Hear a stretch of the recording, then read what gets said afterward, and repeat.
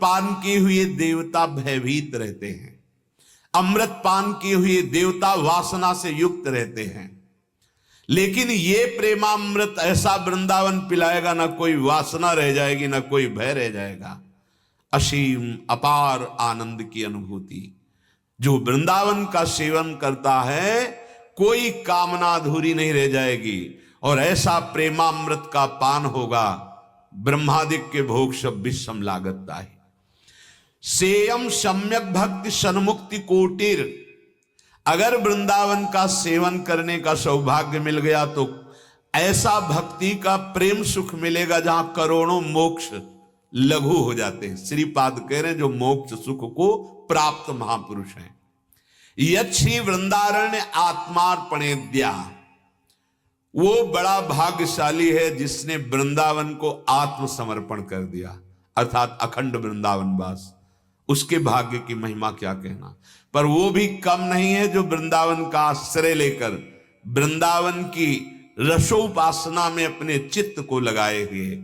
हरिराम व्यास जी प्रिया प्रीतम से प्रार्थना करते हैं कि जीवत मरत अब वृंदावन सरने, मेरा जीवन मेरी मृत्यु श्रीधाम वृंदावन, अब नहीं।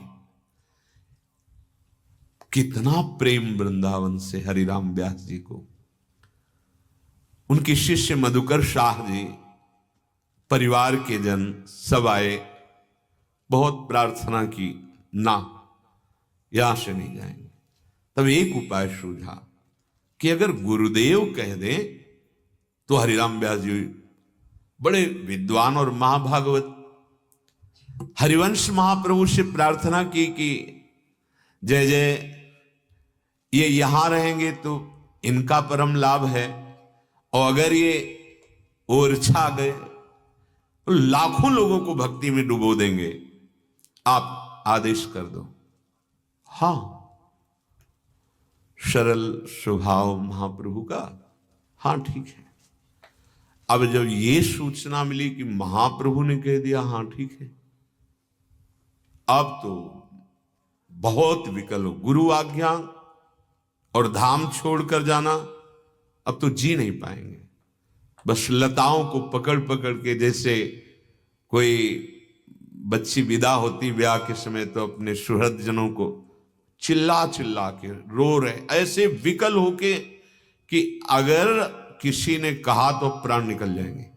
तो पारिवारिक जन और मधुकर शाह जी ने देखा, महाप्रभु ने कह दिया था, उनकी हिम्मत नहीं पड़ी हरिराम व्यास जी से कहने की कि आप ओरछा चलिए, वापस चले गए।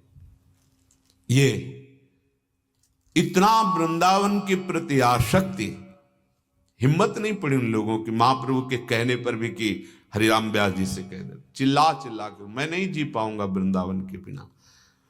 जीवत मरत वृंदावन सरने, सुनहु सुचित हुए श्री राधा मोहन, ये बिनती मन धरने। सुन लो मेरी बात, हे श्यामा श्याम, हे राधा मोहन, मेरी प्रार्थना सुन लो, मेरी विनती सुन लो और अपने मन में धर लो कि अब हम वृंदावन से जाने वाले नहीं।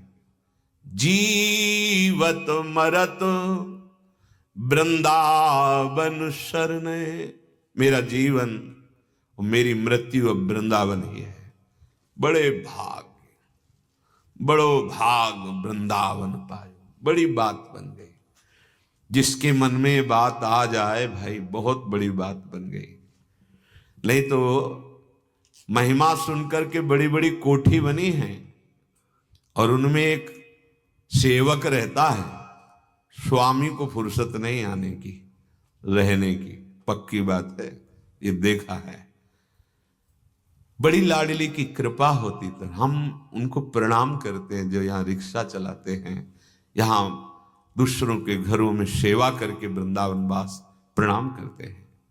कोई पोछा लगा के, कोई घर का काम करके, जो चंद जीवन उपयोगी वस्तुओं के लिए पैसे मिले उनसे, और सत्संग सुनना, भजन करना, तिलक लगाए हैं, रिक्शा चलाए, जो चंद रुपए मिले, परिवार का पोषण, वृंदावन में प्रणाम है उनको, जीवन धन्य है उनका। इन के इन प्रकारेण वो लाभ मिल रहा है जो बड़े बड़ों को नहीं मिलता।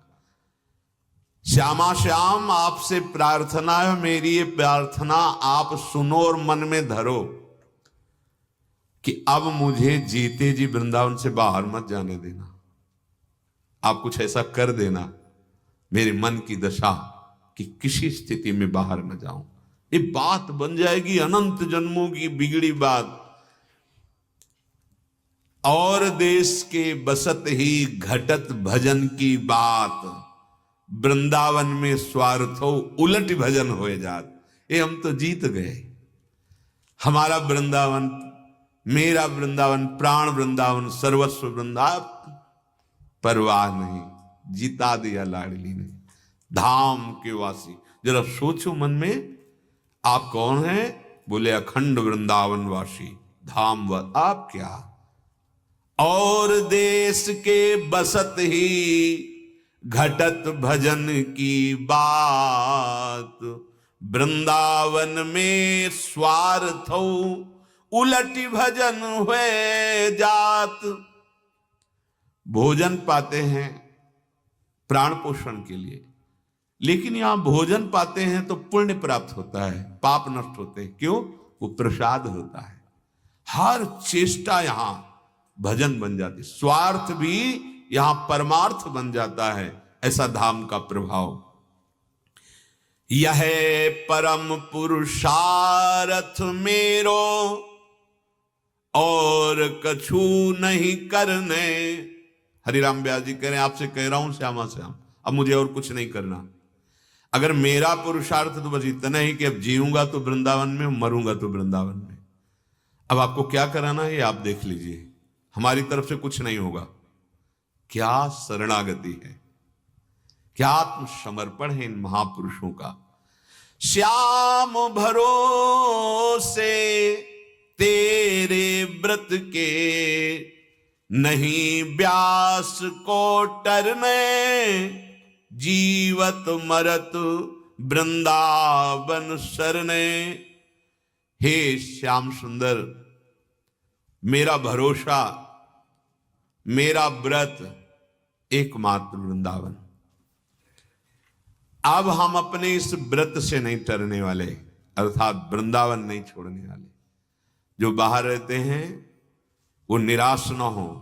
कई जगह हमने पढ़ा है, जो धामवासी हैं उनका किसी एक का संबंध हृदय में स्वीकार कर ले, किसी धामवासी का, जो भगवत प्रेमी जन है वो मेरे, और वो संबंध इतना प्रभाव उनके अंदर कर दे कि उनके हृदय में आ जाए कि ये मेरा, हो गया काम। जो वृंदावन वास का फल है वही आपको प्राप्त होगा। रसिक महापुरुषों से अपनापन, और वृंदावन वासी की तन से, मन से, वचन से, या जो सेवा सामग्री है, थोड़ी भी सेवा बन जाए। पीछे श्रीपाद ने वर्णन किया तो धाम बड़ा कृपालु है, देखता है कि हमारे धाम वासियों से इसकी प्रीति है, तो उसकी वही गति होती है जो धामवासी की होती है। तीसरी, जो वृंदावन का चिंतन करने लगता है आश्रय लेकर, वृंदावन को चिंतवन यह दीप और बारी, कोटि जन्म के अघतमय काट करे उजियार, उसको भी वही गति प्राप्त होती है। निराश होने की बात नहीं कि जिनको वृंदावन वास प्राप्त हुआ वो तो सफल हो गए, हम निष्फल नहीं। ये पद्धति आप स्वीकार करें। आश्रय, वृंदावनवासी के प्रति आसक्ति, थोड़ी सी भी सेवा, वही गति प्रदान करेगा। श्री भगवान अर्जुन को बता रहे हैं कि सिद्ध पुरुष की क्या गति, उसके लक्षण क्या हैं, उसका बोलना कैसा, उसका बैठना कैसा, उसका व्यवहार कैसा। पीछे आप सुन चुके हैं लक्षण, और जो बोलने की बात कही थी उसमें हृदय की स्थिति को बताया था। जो बैठने की बात कही गई थी उसमें बताया गया था जैसे कछुआ अपने 6 अंगों को समेट करके सुखपूर्वक बैठता है, भय रहित। ऐसे ही वो सिद्ध महापुरुष 5 ज्ञानेंद्रियों, 1 मन, इन 6 को संपूर्ण संसार के भोगों से हटाकर परमात्मा में स्थित रहता है। अब यहां भगवान ने बताया कि यदि आपने 5 ज्ञानेंद्रियों को भोगों से तो हटा लिया, पर परमात्मा में स्थित नहीं है, तो लाभ नहीं मिला। मान लो आप जितेंद्रिय हैं, मनोनिग्रही हैं, लेकिन भगवत तत्व का ना ज्ञान हुआ है ना प्रेम, तो अभी टिकाऊ स्थिति नहीं है। उसे सच्चा अनुराग या ज्ञान नहीं कहते, क्योंकि यततो ह्रापि कौन्तेय पुरुषस्य विपश्चितः इंद्रियाणि प्रमाथीनि हरन्ति प्रसभम मनः। बहुत जोर की बात है। जो विषयी पुरुष है उनकी तो ये बात ही नहीं, तो सिद्धों की तरफ बात की जा रही है। जिसने अपनी इंद्रियों को जीत लिया है, मन का निग्रह कर लिया है, पर परमात्मा में स्थिति नहीं आई है, तो अभी टिकाऊ बात नहीं है, चाहे 20 वर्ष जितेंद्रिय रहा हो। ध्यान देने का विषय है उपासक को कितना सावधान रहना है। हे कुंती नंदन, रस बुद्धि भोगों में है, इंद्रियों से भोग नहीं है, तो यत्न करने पर भी विद्वान उपासक